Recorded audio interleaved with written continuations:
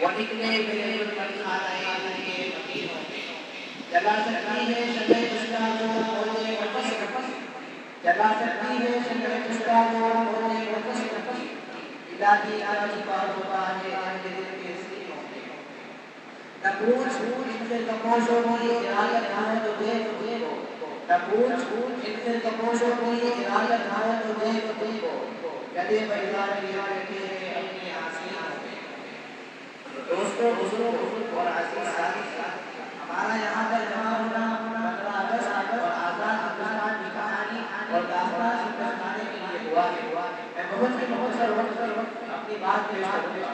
انشاءاللہ دوستوں معلوم آزاد ہندوستان کی تاریخ دو یادگار حیثیت اور قومی اہمیت رکھتی ہے ایک 15 اگست دوسرا 26 جنوری 15 اگست کو ہندوستان آزاد ہوا 26 جنوری کو ہندوستان جمہوریت بنا آج 15 اگست ہندوستان کی آزادی کی سالگرہ 15 اگست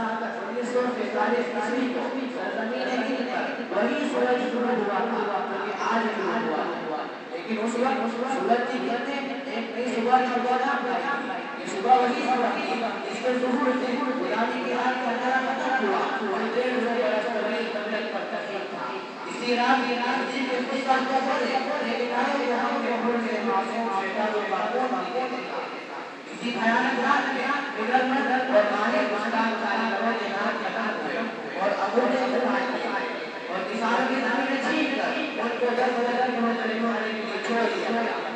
اس بھیانک رات کی طرف شکا ہو اس کے لیے ہم نے بہت نہیں کیے سازشیں اور بناوٹ آزاد افغان کو تشکیل کی مزاحمت تحقیق چلائی معلومات کی قربانی دی وہ سب کیا جو حصول آزادی کے ناگزیر ہوتا ہے لیکن راست نہیں کہ اگر جنگ آزادی کے فائدوں سے لوگ محروم رہے تو ان کا دل اطمینان اور قلبی سکون جاتا رہتا ہے اور دولے غلامی بنیاد کر کے آگے بڑھنے لگتے ہیں لیکن ایسے لوگ وہ ہوتے ہیں جن کو آزادی سے کوئی وابستگی نہیں ہوتی جن کے سامنے حقیقت میں حصول آزادی کا کوئی مقصد نہیں ہوتا وہ خود کو ہاتھ ملانا نہیں چاہتے لیکن چاہتے ہیں کہ سب کچھ حکومت کر دے